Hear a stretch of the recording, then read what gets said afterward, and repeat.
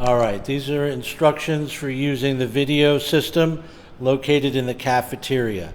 All right, when you want to use the TVs, I think they have to be unlocked or they might be open. You have to check. So what you want to do is you want to come over and open up the cabinet, okay? The center one is the main TV, okay? There's two ways to turn these TVs on. You have the remote, or you can do it under the Samsung. There's a little button, hit it once, and it comes on. The other two will turn on by the remote. Hit them once. It's coming on. And the far left TV is sort of locked in the box. You have to use the remote to turn it on. So just press it down there, and it comes on. Okay, so now once we do that, we have, in order to use, you've got to connect it to a laptop. You'll find a cable, okay, in the cupboard that has a USB-C hub on it. The individual USB-A, USB-C power, and HDMI can all be unplugged if your computer doesn't use the USB-C. All right, now come to your laptop, plug the hub into the USB-C port, and see what happens. So your computer will recognize that you're plugging in to an HDMI external display, and all of the three TVs are linked together as long as they are on the PC input source on each of the TVs. The TVs can be used individually, or if they're all on the same PC input, then they'll mirror whatever's on the primary, which is the center, okay? So now we'll test it. One thing you want to check to make sure, go ahead and play something. Okay. The audio is routed to all three of the TVs.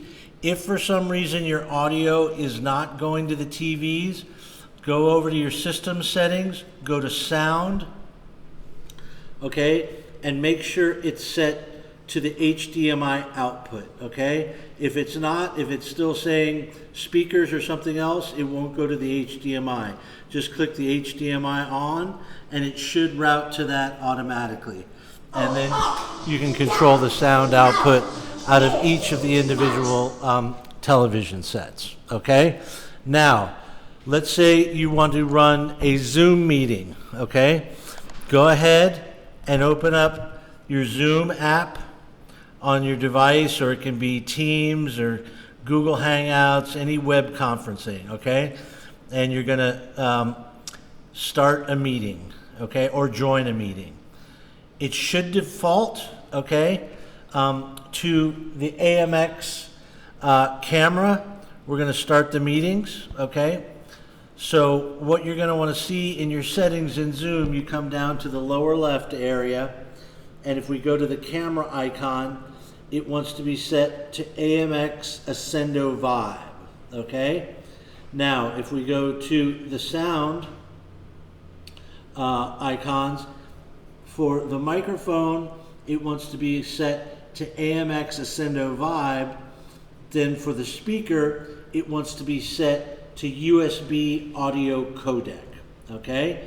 And those should, because you have the USB A plugged into your USB-C hub, your computer will see the video camera, the speakers, and the microphone from the AMX unit. One thing you want to make sure is that on the side of the unit is an input selector, okay? Here, you want to make sure it's set to USB, okay? And then there's volume up, volume down, okay? There's a mute microphone, and this is also a, you can mute the speakers, or you can pair a Bluetooth device and here's the Bluetooth pairing button, but then you would have to set the input source to Bluetooth, which is the top one there. If you don't want the camera to be seen and you want some privacy issues, the camera swivels, so you can aim it left and right or up and down, okay, to get it to where you need to go. And that should be it. No need to turn the unit off. It's made to stay on. Just shut the TVs off when you're done. You got anything to add to that? Just don't rip anything out. Just don't do stupid shit. And it should be good. Don't be stupid. That's what I tell my son. All right. And there you'll see it. AMX Vibe for the mic, USB audio codec for the speaker.